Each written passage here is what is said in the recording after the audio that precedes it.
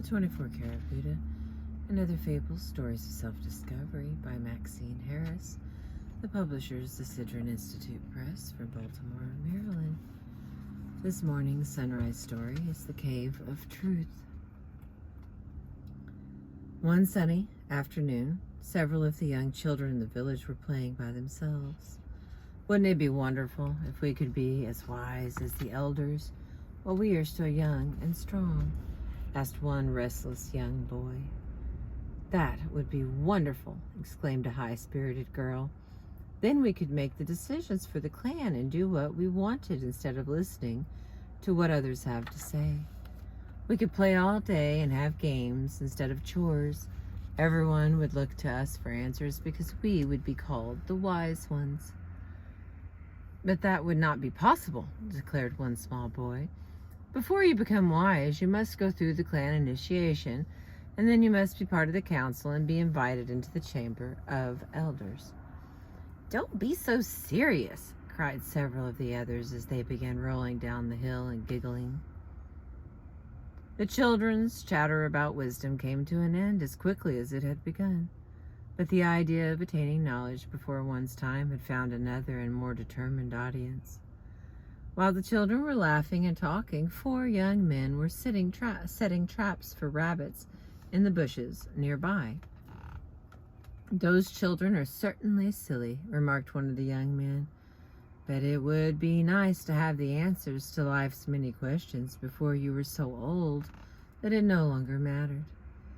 The young men talked among themselves for a long time, and then they determined to do something about their desire to have the answers to life's mysteries.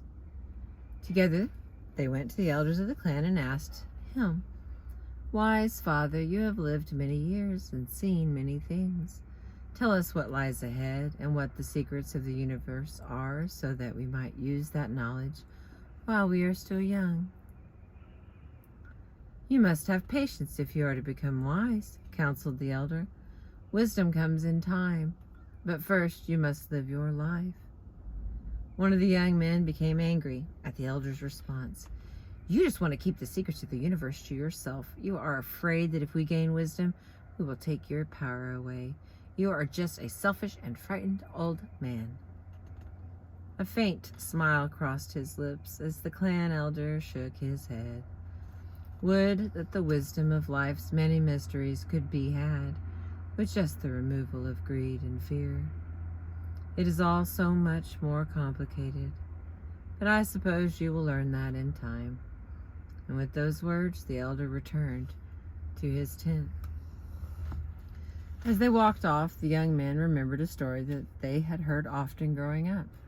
Far in the hills, miles above the village and into the land of the clouds, lived an old woman who was said to possess all of the wisdom of the world inside her cave. "We must form a search party and venture into the hills so that we might find this old woman and her cave of wisdom and truth," offered the most impatient of the young men. "It might take many months to find the cave," complained one who was already growing weary with the quest for knowledge. "Perhaps we would be better to just stay here and live our lives as the elders have instructed us." "Do as you please," said the first young man.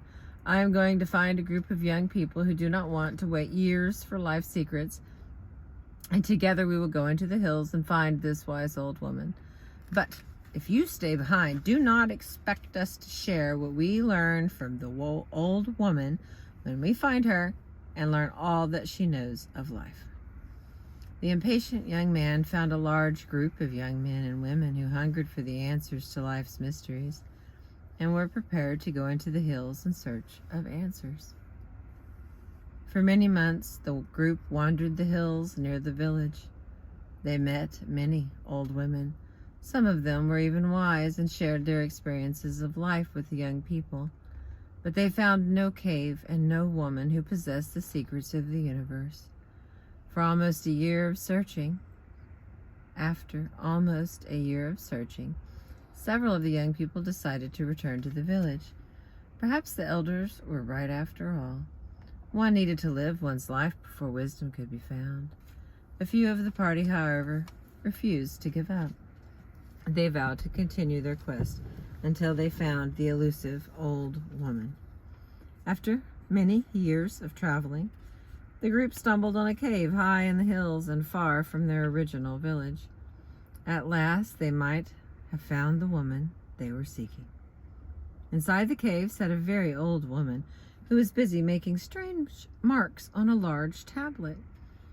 "Oh, Mother," they cried, "we have traveled long and far to find you. If you are the wise woman of the cave, please let us see the answers to life's questions." "My children," she replied, "I am indeed the old woman you have been seeking. For years I have sat in my cave and pondered the meaning of life. I have tried to understand the secrets of the universe. I have sought the truths that will allow me to make sense of my own existence." The young people could barely control their enthusiasm. The woman talked of meaning and truths, of secrets and of wisdom. She was surely more gifted and wiser than they had even hoped, as they searched and climbed all of those years away from the comforts of their peaceful village. She would be able to reveal to them the knowledge they sought. This Reverend Mother would make their long journey worthwhile. The old woman listened to their request for knowledge and truth with tired and patient eyes. She had heard these requests so many times over the years. In fact, she herself had once made the very same request of another old woman in another cave, far away and long ago. "I fear that you will not be pleased with what I have to say and what I have to share with you," she sighed. "But I will show you my tablets nonetheless." And with those words, she lifted the heavy stone tablets on which she had been writing and turned them towards the group. "What is that?" they cried as if in one voice. "We cannot read those strange scribbles." "Of course not," replied the old woman. "These marks represent my truth. You must each find your own." The young seekers heard the old woman's words with a mixture of anger and disbelief. Was this all there was after their years of searching? As they sat together, long into the evening, they talked of their travels and of their dreams. Words of understanding and wisdom fell from their lips. As they listened to the lessons they had learned, they looked at one another. Then they began to laugh. Wisdom was not quite as difficult as they had imagined. The additional reading in the Cave of Truth. On the path of recovery, we all look for mentors, guides, counselors whose wisdom and knowledge might make the task of healing somewhat easier. We want these wise people to tell us what we need to do in order to feel better, and often they can do just that. We can benefit from the advice and counsel of others, and we can certainly profit from knowing people who have successfully struggled with demons and recovered. Yet at some point in each individual's journey, the time comes for discovering a truth that is unique to oneself. We must each find the things that make our own lives meaningful, and although we may borrow from others, we must ultimately find the path that is genuinely our own. As difficult as it sometimes is to accept, there are some things that each of us must learn for ourselves. Thank you for listening.